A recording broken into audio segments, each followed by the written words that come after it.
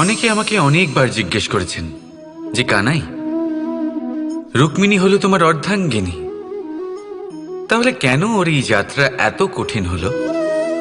কেন তোমার এই অগাধ অখণ্ড ভালোবাসা পাওয়ার জন্য ওকে এত কঠিন পরীক্ষার সম্মুখীন হতে হলো? আসুন আমি আপনাকে একটা কথা বোঝাই। অগাধ অখণ্ড ভালোবাসার এই পথ তা তো কঠিনই হবে। এবার এরকমই এক যাত্রা করতে হয়েছে রুক্মিণীকে, পরিশুদ্ধ ভালোবাসা বুঝতে পারার যাত্রা। এমন ভালোবাসা যা কিনা ক্রোধ, ভয়, মোহ, অধিকার, অহংকার, হিংসা এই সমস্ত বিকারের ঊর্ধ্বে। এবার এই যাত্রায় ওকে সাহায্য করবে রাধা। আর শুধু তাই নয়, আমি আপনাকে বলি, সংসারের প্রত্যেক নারী এই যাত্রা করে থাকেন। এবার যে নারী এই যাত্রার শেষ পর্যন্ত পৌঁছতে পারেন, তিনি এক উচ্চ স্তরে পৌঁছে যেতে পারেন, যেখানে তাকে বলা হয় অর্ধাঙ্গিনী। রাধা রাধা। সমস্যা। এবারে বলুন, সমস্যা কার জীবনে নেই? প্রত্যেকের জীবনে সমস্যা থাকেই। হ্যাঁ ঠিক আছে, জীবন আছে যখন তখন সময়ের সাথে সমস্যাও আসবে, কিন্তু প্রত্যেক সমস্যাই কি সময়ই নিয়ে আসে? না, আপনি সমস্ত সমস্যার দায় সময়কে দিতে পারেন না। বেশিরভাগ সমস্যা তো এমন হয়ে থাকে যাদের আমরা নিজেরাই ডেকে আনি। হে সমস্যা, এসো, আমি তোমার জন্য অপেক্ষা করছি। কিভাবে? এবার এটা নির্ভর করছে আপনার হ্যাঁ বা না এর ওপরে। বেশিরভাগ সমস্যাই এই জন্য আসে যেহেতু আমরা বারবার হ্যাঁ বলতে থাকি, আর বেশিরভাগ সমস্যা এই জন্যই আসে যেহেতু আমরা সঠিক সময় না বলতে পারি না। সেই জন্য না ভেবেচিন্তে কোনো কথা বা কোনো প্রস্তাবের সমর্থন করলে তা আপনাকে খুব বড় বিপদে ফেলে দিতে পারে। সেইখানেই কখনো না না বলতে পারা তা আপনাকে তার থেকেও বড় বিপদে ফেলে দিতে পারে। তাই মনে রাখবেন, এই অত্যন্ত জরুরি শিক্ষা। সব সময় খুব ভেবেচিন্তেই হ্যাঁ বলবেন আর দৃঢ়তার সাথে না বলবেন। আর বিশ্বাস করুন, আপনার জীবন অত্যন্ত সুখময় হয়ে যাবে। তাহলে আসুন আমার সাথে ভালোবেসে বলুন, রাধা রাধা। সাফল্য। সাফল্য এই পৃথিবীতে কে না পেতে চান? প্রত্যেক মানুষ চান যেন সাফল্য নিজে এসে তার কাছে ধরা দেয়। এবার সাফল্য তাদের কাছে এসে ধরা দেয় যারা নিজের পা ধরাতলে রেখে চলেন, যারা স্বপ্নের জগতে বিচরণ না করে বাস্তবের মাটিতে পা রেখে চলেন, এবং তাও দৃঢ়তার সাথে।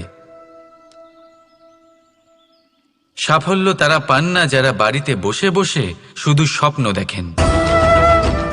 সাফল্য নিজে থেকে তাদের কাছেই আসে যারা নিরন্তর চেষ্টা করেন, যারা পরিশ্রম করেন আর নিজের এই জীবনকে অন্যের কাছে সফল করে দেখান। তাহলে সিদ্ধান্ত হলো আপনার। সফল সবাই হতে চান, স্বপ্ন সবাই সার্থক করতে চান। স্বপ্ন তখনই সার্থক হয় যখন পরিশ্রম করবেন, আর সাফল্য তখনই আপনার সাথে থাকবে যতক্ষণ আপনি বিনম্র থাকবেন। তাহলে আসুন আমার সাথে ভালোবেসে বলুন, রাধা রাধা। বিবাহ। একজন নারীর জীবনে বিবাহের গুরুত্ব কতটা? আসুন আমরা কথা বলি রুক্মিণীকে নিয়ে। একজন নারী যিনি পবিত্র মানসিকতা নিয়ে কাউকে ভালোবেসেছেন, তাকে বিয়ে করতে চেয়েছেন। এবার বিয়ে মানে কাউকে পাওয়া, মানে কারোর হাত ধরে আগামী সমস্ত জীবন তার সাথে কাটিয়ে দেওয়া। এবার আমার হাত ধরে রুক্মিণী বিয়ের সুখ তো নিশ্চয়ই পেয়েছে, কিন্তু ওর এই প্রেমের যাত্রা এর অন্ত হলো না, বরং তা শুরু হলো। এবার রুক্মিণীর জীবনে সেই অধ্যায় শুরু হয়ে গেছে যেখানে ওকে সেই মানুষকে বুঝতে হবে যার হাত ধরে সমস্ত জীবন অতিবাহিত করার সিদ্ধান্ত নিয়েছে সে।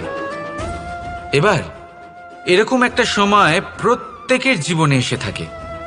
প্রত্যেকের মানে আপনারও, আপনার জীবনেও এমন এক সময় আসবে, তার জন্য তৈরি থাকুন। নিজের মনে যা যা বিকার আছে তা কোথাও ত্যাগ করে আসুন, আর পরিশুদ্ধ ভালোবাসা দিয়ে, পবিত্র মন দিয়ে নিজের জীবন সাথীকে বোঝার চেষ্টা করুন, কোনো আশা না রেখে। যদি এরকম করতে পারেন তবেই কঠিন পরীক্ষায় উত্তীর্ণ হবেন, নয়তো নয়। রাধা রাধা। অর্ধাঙ্গিনী। আপনার জীবনে অর্ধাঙ্গিনীর ভূমিকা কি হতে পারে? আপনি বলবেন সেরকমই যেমন আমার জীবনে রুক্মিণীর ভূমিকা। এটা সত্যি, কিন্তু এটাও সত্যি কথা যে আমার আর রুক্মিণীর এই সম্পর্ক, তাকে আরো গভীর করার জন্য অত্যন্ত প্রয়োজনীয় হলো আমরা প্রথমে বন্ধু হই। একজন ভালো স্বামী বা স্ত্রী হবার প্রথম পদক্ষেপ বন্ধুত্ব, অর্থাৎ সখা প্রেম। যতক্ষণ না এক স্বামী স্ত্রী নিজেদের সম্পর্কে বন্ধুত্বের মাহাত্ম্য বুঝতে পারবেন না, ততক্ষণ এই সম্পর্ক যেন অপূর্ণ থেকে যাবে। আর তারপর এই সম্পর্কে জন্ম নেয় সেই অনুভূতি, যেমন অধিকার, যেমন অভিমান। এই দুই ভাবনা যা এই সম্পর্ক ভাঙার প্রথম পদক্ষেপ হয়ে থাকে। সেই জন্য নিজের দাম্পত্য জীবনে অধিকার ফলানোর আগে নিজেকে জিজ্ঞাসা করুন, আপনি কি আপনার জীবনসঙ্গীর সব থেকে ভালো সখা হতে পেরেছেন? সম্পর্ক আরো উন্নত হবে। রাধা রাধা। কিছু মানুষ এরকম ভেবে থাকেন যে পরিশ্রম করার দরকারটাই বা কি? এই প্রকৃতি আমাদের সবকিছু দিয়েছে, জন্ম দিয়েছে, জীবন দিয়েছে। এই প্রকৃতিই আমাদের পালন পোষণও করে নেবে। এবার আপনি বলুন, কখনো দেখেছেন সিংহকে কারোর সেবা করতে? দেখেননি তো। কখনো আপনি দেখেছেন পাখিকে চাকরি করতে? দেখেননি তো। তাও নিশ্চয়ই তাদের পেট ভরে। চলুন, আপনার এই কথা আমি মেনে নিলাম। এবার আপনি আমার একটা কথার উত্তর দিন। আপনি কখনো দেখেছেন কোনো প্রাণী নিজে হেঁটে এসে সিংহের মুখে এসে বলছে যে আমাকে আপনি খেয়ে ফেলুন, আমাকে নিজের খাদ্য করে নিন, নিজের পেট ভরিয়ে ফেলুন? এরকম তো কখনোই হয় না। সিংহ নিজের খাবার বনেই পেয়ে যায়, কিন্তু শিকার তাকে নিজেকেই করতে হয়। যদি এটা না করে তাহলে সে অনাহারে মরে যাবে। যদি কথা বলা হয় পাখির, তাহলে বলি প্রকৃতি ওকে খাবার নিশ্চয়ই দিয়েছে, কিন্তু সেই খাবার খুঁজে নিতে হয় তাকে নিজেকেই। নিজেকে বাঁচিয়ে রাখার জন্য বাসা বানাতে হয় তাকে, যার জন্য অত্যন্ত পরিশ্রম করতে হয়। এই পরিশ্রম থেকে বিমুখ হবেন না, কারণ এই পরিশ্রমই অনেক দূর পর্যন্ত আপনার ভাগ্য বানাতে পারে। জীবনের সামনে এগোনোর জন্য আপনাকে পরিশ্রম করতেই হবে। তাহলে আসুন আমার সাথে ভালোবেসে বলুন, রাধা রাধা। লক্ষ্যে পৌঁছানো অত্যন্ত কঠিন হয়। কেউ ভাবেন যে কেন এত কঠিন হয়, কেন এত কষ্ট করতে হয় লক্ষ্যে পৌঁছানোর জন্য? এই লক্ষ্য সরলভাবে কেন আমার কাছে চলে আসে না? চলুন আপনাকে একটা কথা বলি, যদি আপনার লক্ষ্য কঠিন না হয় তাহলে তাকে পাওয়া আপনার পক্ষে অসম্ভব হয়ে উঠবে। লক্ষ্যে পৌঁছানোর এই রাস্তায় আপনি যে কড়া রোদের সম্মুখীন হন, যার থেকে আপনি দূরে পালাতে চান, সেই রোদ আপনাকে প্রেরণা যোগায় যে আপনি এগোতে থাকুন। ভাবুন, একজন যাত্রী যে কিনা নিজের লক্ষ্যের দিকে যাচ্ছেন, সেই পথে উনি যদি একটু ছায়া পেয়ে যান আর উনি ওখানে বিশ্রাম নেন, তাহলে তার সাথে তার ভাগ্য গভীর নিদ্রায় সেখানে বিলীন হয়ে যায়। তাই এই পরিশ্রমের করা রোদের থেকে কখনো দূরে পালাবেন না। জীবনে শুধু সামনে এগোতে থাকুন দৃঢ়তার সাথে। আর লক্ষ্য সরল হোক, কঠিন হোক বা অত্যাধিক কঠিন হোক, একটা কথা মনে রাখবেন, যে জীবনের লক্ষ্যে পৌঁছতে পেরেছে সে লক্ষ্য প্রাপ্তির জন্য আফসোস কখনোই করে না। রাধা রাধা। যে কোনো বস্তুর বা প্রাণীর আকার, স্থিতি, পরিস্থিতি বা শক্তি দেখে আপনি কি তার ক্ষমতার অনুমান করতে পারবেন? কখনোই না। আসুন আমি আপনাকে উদাহরণ দিই একটা তলোয়ারের। সেই তলোয়ার যার দ্বারা আপনি অনেক বড় বড় যুদ্ধ জেতেন। বড় বড় রাজাদের পরাস্ত করতে পারেন। এবার আপনি যদি এই তলোয়ার কাউকে দেখিয়ে তার থেকে তার বস্ত্র ছিনিয়ে নেন, তাহলে দেখবেন যখন সেই বস্ত্র ছিঁড়ে যায় তখন একটা ছোট্ট সূচি চমৎকার করতে পারে। তখন এই তলোয়ার কোনো কাজে লাগবে না।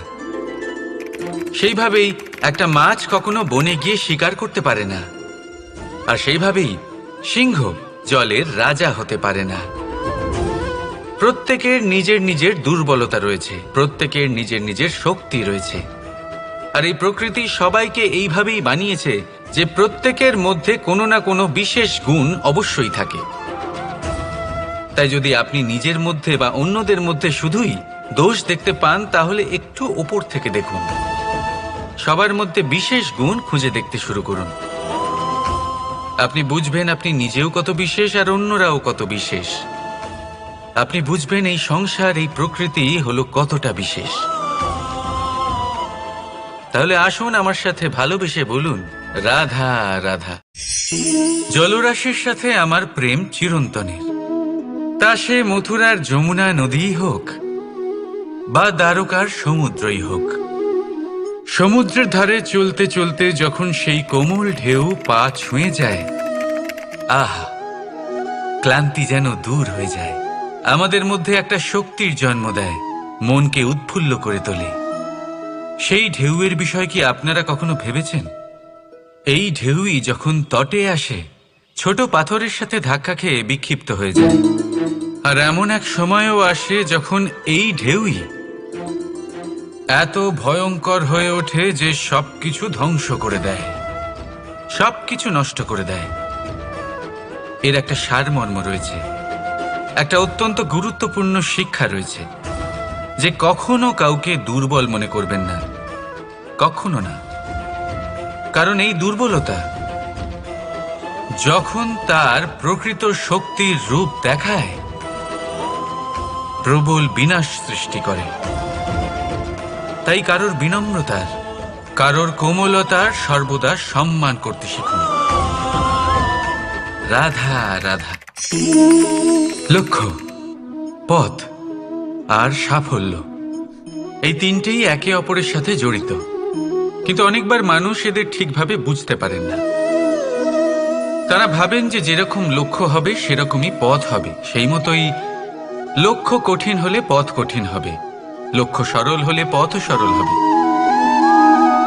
যদি আপনাকে আসল সত্যের সাথে অবগত করাই, তাহলে দেখবেন সবকিছুই এর উল্টো।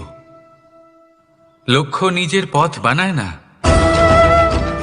পথ সেটাই যেটা আপনি স্বয়ং নির্বাচন করে আপনি নিজে বানান। সেই অনুসারেই আপনি আপনার লক্ষ্যে পৌঁছতে পারবেন। সেই জন্য জীবনে যখনই লক্ষ্যে পৌঁছানোর পথের বিষয়ে আপনি কোনো সিদ্ধান্ত নেবেন, তাহলে তা ভেবে চিন্তে নেবেন, কারণ এই পথ অত্যন্ত গুরুত্বপূর্ণ। পথ যদি শুভ হয়, তাহলে লক্ষ্য আপনা থেকেই শুভ হয়ে যায়। তাহলে আসুন আমার সাথে ভালোবেসে বলুন, রাধা রাধা। আপনি কখনো ময়ূরকে নৃত্য করতে দেখেছেন? কথায় আছে যে যখন ময়ূর নৃত্য করে তখন তার চোখ থেকে অশ্রু ঝরে পড়ে। সেখানেই অন্যদিকে আছে হাঁস। কথায় আছে যে এরা নাকি মৃত্যুর সময়ও কলরব করে, অর্থাৎ গান গায়। হয়তো সেই জন্যই মুক্তোর দানা হাঁস খুঁজে পায়, ময়ূর পায় না। এর একটাই সারমর্ম, জীবনে আপনি যে কাজই করুন, সে বড় হোক বা ছোট, প্রসন্নতার সাথে করুন। মনে কোনো তিক্ততা নিয়ে করবেন না, তাকে কষ্ট দিয়ে করবেন না। যদি এই বিষয়ে আপনাকে কোনো উদাহরণ দিই, তাহলে বলি একজন চিত্রকারকে দেখুন। চিত্রকার নিজের ছবি যে রং দিয়েই ভরিয়ে তোলেন, সেই রঙই প্রতিচ্ছবি হয়ে তার শিল্পকে রঙিন করে তোলে। তাই মনে রাখবেন, প্রসন্নতার সাথে যে কাজই করবেন তা অত্যন্ত ভালো হবে। আসুন আমার সাথে ভালোবেসে বলুন, রাধা রাধা। অনেক সময় মানুষ এই কথায় দুঃখ পান যে কেন বারবার তার ক্ষমতার ওপরে সন্দেহ প্রকাশ করা হয়, কেন বারবার তাকে পরীক্ষা দিতে হয়, কেন জিজ্ঞেস করে এটাই কি আমার ভাগ্য, যে একাধিকবার আমার ক্ষমতা আমাকে প্রমাণ করতে হবে, মানুষ মনে করে এ হলো দুর্ভাগ্য। আমি মনে করি এ হলো সৌভাগ্য। কিভাবে? সন্দেহ কার উপরে করা হয়? সোনার বিশুদ্ধতাকে নিয়ে, লোহাকে নিয়ে নয়। বিশুদ্ধতার নিরিখে বারবার তাকে পরীক্ষা করা হয়, তামাকে করা হয় না। রত্নকারের আঘাত হীরেকে সহ্য করতে হয়, কোনো কাঁকরকে নয়। সেই জন্য নিজের ভাবনাকে ধন্যাত্মক করে তুলুন। জীবনে যত পরীক্ষায় আসুক না কেন, হাসি মুখে তার সম্মুখীন হন, তাতে উতলা হবেন না। আর তারপর দেখবেন আপনার অন্তরের এই রত্ন আপনার জীবনকে উজ্জ্বল করে তুলবে। তাহলে আসুন আমার সাথে ভালোবেসে বলুন, রাধা রাধা। সকলে বলেন এবং আমিও বলি যে মানুষ যেমন সঙ্গে মেলামেশা করেন সেরকমই তার স্বভাব হয়ে যায়। এ হলো সত্য, কিন্তু এটা হলো অর্ধ সত্য। হ্যাঁ, বৃষ্টির ফোঁটা যখন সাপের মুখে যায় তখন তা বিষে পরিণত হয়, তাই যখন ঝিনুকের মধ্যে যায় তখন তা মুক্ততে পরিণত হয়। কিন্তু কোনো ব্যক্তির স্বভাব এ হলো অত্যন্ত গুরুত্বপূর্ণ। কোনো এক ফুলের কথা ভাবুন, সেই ফুলের সাথে জড়িত সেই কাঁটাগুলোর কথা ভাবুন। সহস্র বছর ধরে সেই কাঁটা ফুলের সাথেই লেগে রয়েছে, কিন্তু আজও সেই বিধেই যায়, সেই যন্ত্রণাই দেয়, সুবাস ছড়ায় না। কেন? কারণ বিধে যাওয়া কাঁটার স্বভাব হয়। এটা বুঝে নিন। সর্বপ্রথম নিজের মনের ভাবকে বদলাতে শিখুন, তারপরই আপনার সঙ্গের প্রভাব পাল্টাতে পারে। আর যদি আপনি এরকম করেন তাহলে আপনার জগৎ প্রশান্তিতে ভরে যাবে। তাহলে আসুন আমার সাথে ভালোবেসে বলুন, রাধা রাধা। এই পাত্র দেখছেন আপনারা, কি সুন্দর এটা। জলকে শীতল রাখে আর ঘরকে সুন্দর। এবারে ভাবুন, যদি এই পাত্র আমার হাত থেকে পড়ে যায় তাহলে ভেঙে গেল, তাই না? এবার কি হবে? আপনি বলবেন সহজ ব্যাপার, আরো একটা পাত্র কিনে নাও, এক মুদ্রায় পেয়ে যাবে। এই পাত্রের বাস্তবিক মূল্য আপনি যদি জানতে চান তাহলে সেই কুম্ভকারকে জিজ্ঞাসা করুন, যিনি এই পাত্র বানিয়েছেন। কতটা পরিশ্রম করতে হয়েছে ওনাকে তা জিজ্ঞেস করুন। সর্বপ্রথম তিনি সেই মাটি মেখেছেন, তারপর তাকে চাকায় বসিয়ে গঠন করেছেন, তারপর কতবার চেষ্টা করে তাকে সঠিক আকার দিয়েছেন, তারপর আগুনের তাপে পুড়িয়ে তাকে কঠিন বানিয়েছেন, তারপর রং করে তাকে সাজিয়ে আমাদের সামনে প্রস্তুত করেছেন। এত পরিশ্রম দ্বারা তৈরি এই পাত্র আমরা স্বল্প দামে নিজের করে নিলাম। এটাই হয় পরিবারের সাথেও। অনেক সময় মানুষ আবেগের বশে, স্বার্থের কারণে এই পরিবারকে ভেঙে ফেলে। কখনো ভেবেছেন সেই মাতা পিতার বিষয় যারা সেই পরিবারকে গড়ে তুলেছেন, তাকে আগলে রেখেছেন, পালন পোষণ করেছেন? কখনো ভেবেছেন সেই বিষয়ে? ভবিষ্যতে যদি কখনো এরকম কোনো চিন্তাধারা মাথায় আসে, এমন কোনো ভাবনা আসে যার কারণে আপনি পরিবারকে ভাঙতে চলেছেন, নিজেকে আটকে নিন। নিজেকে মনে করান সেই মাতা পিতার বিষয়ে, ওনাদের পরিশ্রমের বিষয়, ওনাদের ধৈর্যের বিষয়, তাদের প্রেমের বিষয়। আপনার আশা আবেগ, আপনার স্বার্থসিদ্ধি, এই সব কিছু তার সামনে খুবই ছোট মনে হবে। রাধা রাধা।